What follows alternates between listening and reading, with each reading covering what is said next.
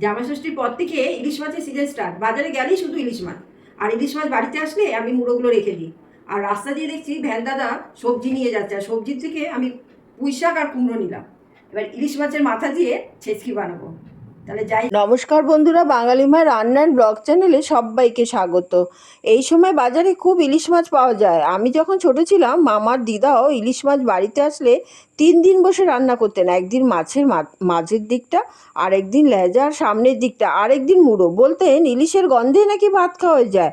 আমিও দিদার মতন করলাম। ইলিশ মাছের মুড়ো দিয়ে পুঁই শাকের ছেচকি।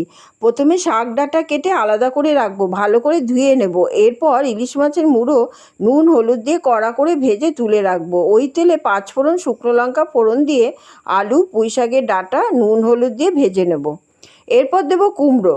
সবজিগুলো সবই কিন্তু আমি ডুমো ডুমো করে কেটে নিয়েছি। কুমড়ো 50% মতন ভাজা হয়ে গেলে দেবো 1 চামচ জিরের গুঁড়ো আর 1/2 চামচ হলুদের গুঁড়ো।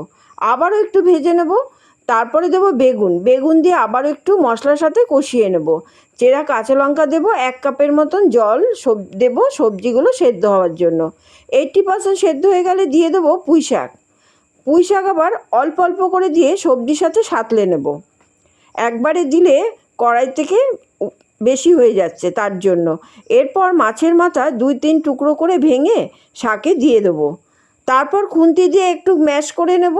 শেষে চিনি দিলেই তো রেডি পুঁই শাকের ছেচকি। ইলিশ মাছ যারা ভালোবাসো, যেদিন ইলিশ মাছ না থাকবে সেদিন ইলিশ মাছের মুড়ো দিয়ে পুঁই শাকের ছেচকি রান্না করে খেও। দেখবে ইলিশ মাছের মতোই কিন্তু গন্ধ পাবে, আর সেই গন্ধতেই কিন্তু ভাত খাওয়া হয়ে যাবে। আজ আসি, আবার আসবো নতুন একটা ভিডিও নিয়ে। ভালো লাগলে লাইক, কমেন্ট, শেয়ার, সাবস্ক্রাইব করে দিও।